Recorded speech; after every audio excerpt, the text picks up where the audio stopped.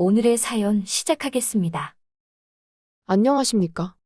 저는 29살, 아직 결혼은 하지 않은 건장한 대안의 건아입니다. 벌써 몇 년이나 지난 이야기를 한번 해볼까 합니다. 지난주에 사촌 누나 결혼식에 다녀오는 길입니다. 행복한 사촌 누나의 모습을 보니 오만 가지 생각이 들었네요. 저도 이제 슬슬 제 앞가림 좀 해야겠다는 생각도 들고 말이죠. 왜 이렇게 멀고 길게 돌아왔는지 하는 생각이라 착잡하기도 합니다. 저희 어머니가 외가 친척들을 통틀어서 그 중에서도 이모와 사이가 좋았습니다. 원래도 어머니 또래분들이 여자 형제들하고 잘 지내시잖아요. 두 분이 결혼도 서로 비슷한 시기에 하셨고, 두 분이서 젊어서부터 부동산 정보며 그런 걸 서로 공유하고 그랬나 봐요. 그래서 신혼집으로 시작한 동네가 서울에 같은 지역, 걸어서 10분도 안 되는 거리이기도 했고요. 저희 집은 나중에 가서 아파트로 이사를 가긴 했지만, 어릴 적에 자라온 동네는 서울 외곽 쪽에 있는 같은 동네였습니다. 이모는 여전히 그때부터 살던 주택에서 살고 있고요. 저희 집은 제 위로 2살 많은 형이 있는데 제가 제 친형제인데도 형하고는 그다지 친하지가 않습니다. 대신 이모네 사촌들과 친했어요. 이모네는 제 위로 누나가 2명, 그리고 제 아래로 동생이 1명 있습니다.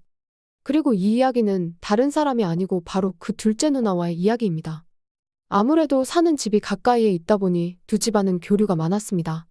말씀드린 대로 제가 제 친형이랑은 친하게 지내진 않았지만 이모네 사촌들과는 그만큼 가깝게 지냈지요. 집도 가깝고 어머니께서도 이모 집에 가서 시간 보내는 걸 좋아하시고 반대로 이모도 저희 집으로 놀러 오는 걸 좋아했기에 사촌들과도 그만큼 시간을 많이 보냈습니다. 같은 남자인 막내 동생이 저를 잘 따르기도 했지만 저는 누나들하고 더 친했습니다. 그 중에서도 작은 누나와 친하게 지냈지요. 큰 누나의 경우에는 차분한 성격에 조용조용해서 저에게 잘 해주기도 했지만 아무래도 터울이 있다 보니 제가 조금 어렵게 느끼던 부분이 있었어요. 그런데 저랑 나이 차이가 3살밖에 나지 않던 작은 누나의 경우에는 달랐지요.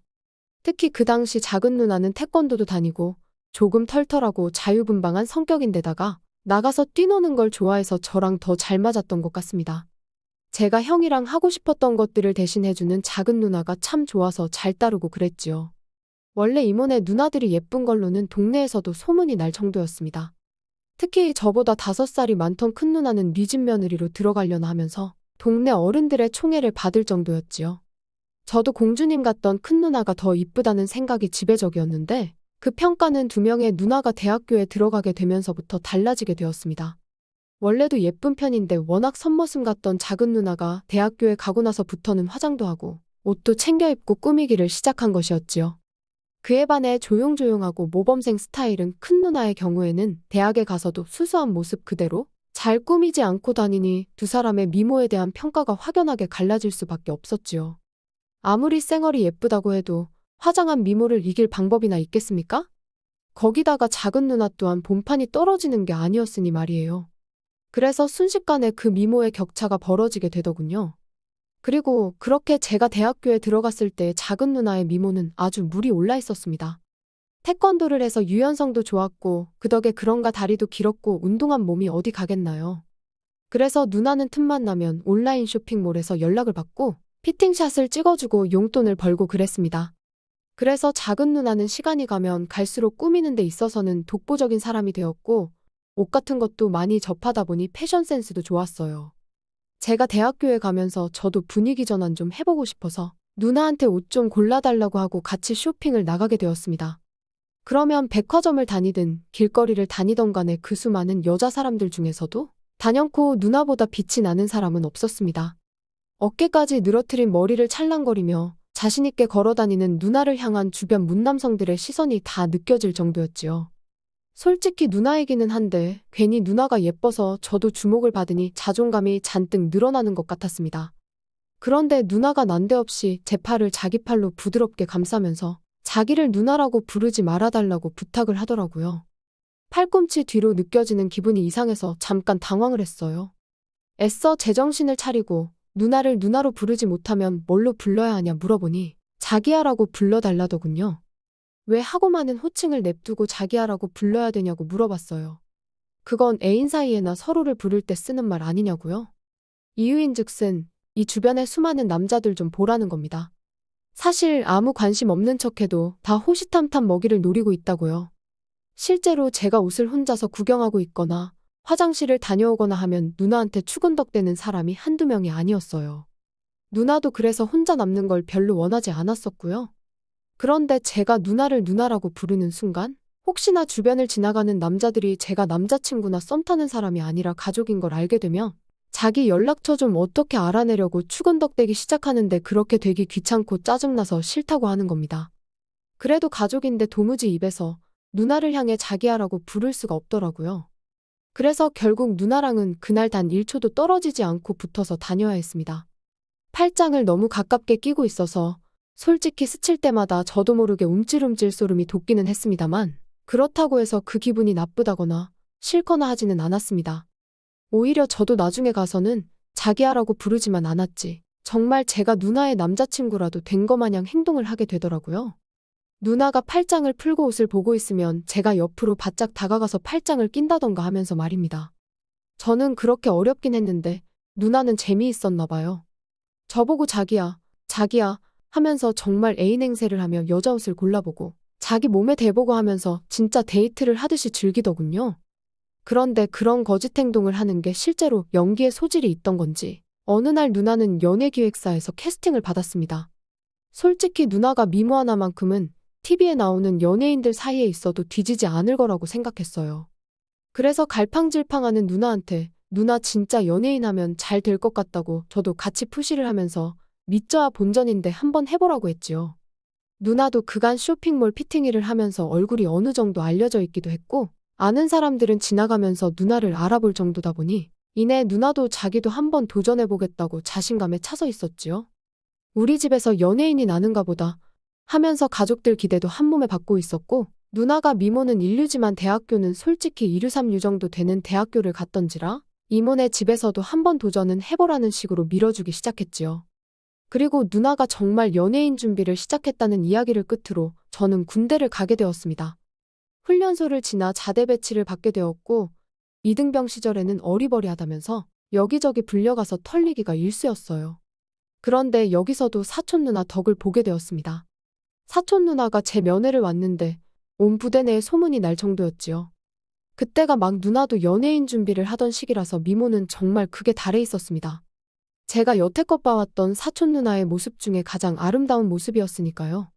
다이어트를 혹독하게 시키는지 살은 좀 많이 빠진 모습이었고 원래도 예쁜 편이긴 한데 조금 손을 대기는 한 건지 아니면 화장법이 바뀐 건지는 모르겠지만 정말 그 고양이상의 도도한 미모는 역대급으로 예뻤습니다. 내 누나지만 정말 이쁘다는 생각이 들었지요. 아무튼 그 여자가 내 사촌 누나라는 사실이 전해지면서 같은 부대 선임들도 저를 함부로 대하지 않았고 오죽하면 타중대에서도 제 소문을 듣고 누나 연락처를 알려주면 냉동을 사주겠다, 뭘 주겠다 하면서 저한테 접근해오는 사람도 있었지요.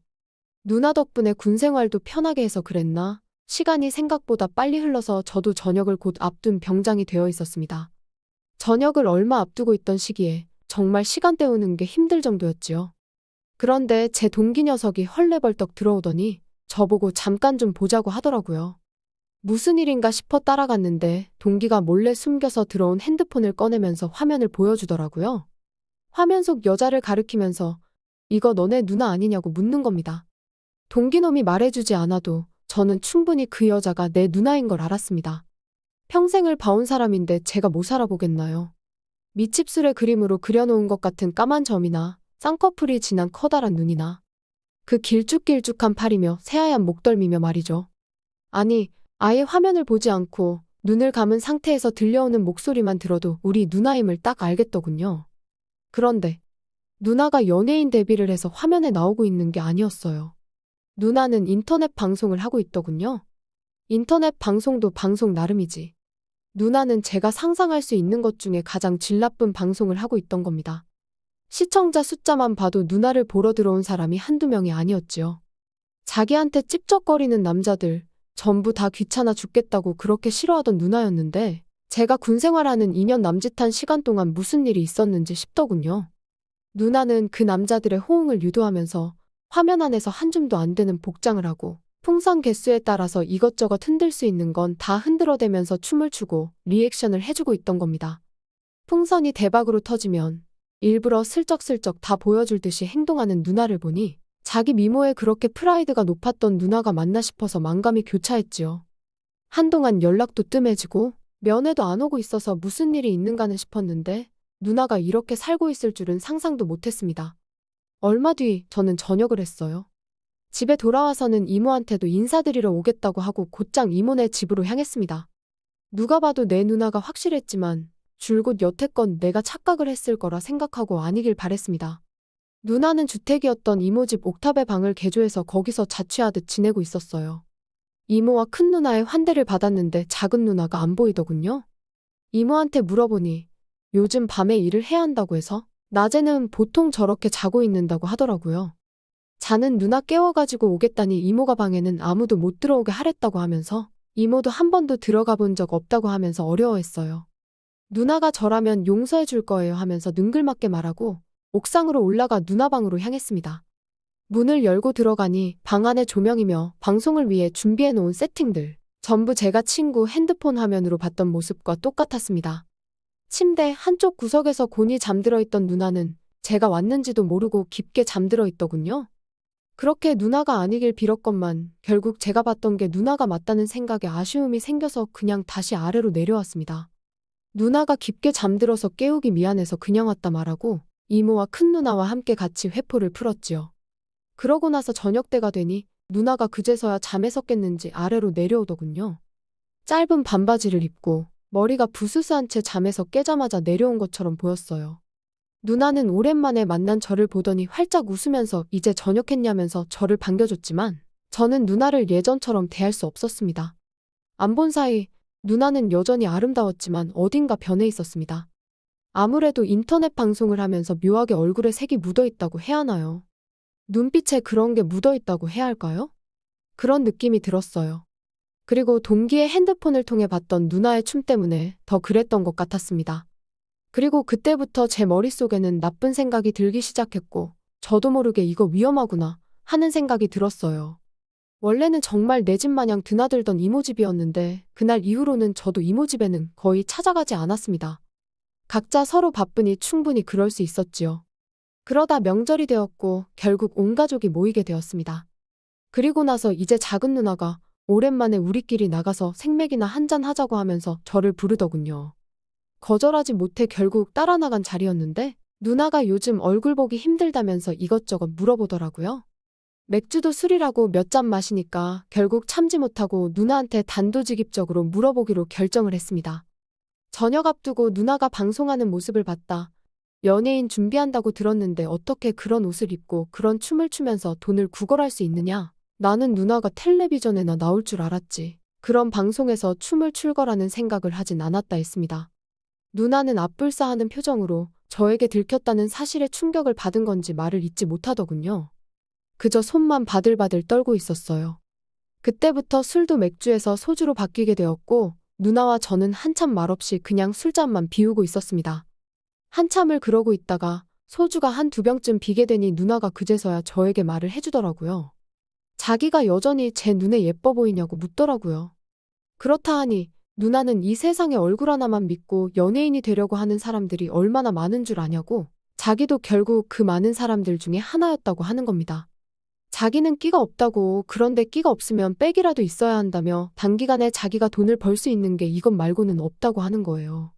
말인즉슨 돈으로 인맥을 사서 그 백으로 방송 출연을 한다는 소리였습니다. 어처구니가 없었지요. 이미 얼굴은 얼굴대로 다 팔리게 될 테고 그런 방송을 하는 사람 중에 연예인이 돼서 활동하는 사람은 한 명도 없다는 걸 저는 알고 있었기 때문입니다. 알고 보니 누나는 자기를 캐스팅했던 매니저라는 놈한테 쏘가서 그놈한테 그렇게 번 돈으로 돈도 가져다 바치고 다 해주고 있던 거였지요. 돈뿐이겠나요? 데뷔를 이유로 그 자식은 누나한테 뜯어낼 수 있던 건 다 뜯어냈을 겁니다. 그리고 누나가 벌어준 돈을 가지고 인맥을 쌓기는커녕 지 혼자 좋은데 썼을 게 뻔했지요. 제가 누나한테 세상 물정을 어떻게 그렇게 하나도 모르냐고 누나 지금 그 자식한테 속고 있는 거라고 하고 있는 거 당장 그만두고 새 길을 찾아보라고 했습니다.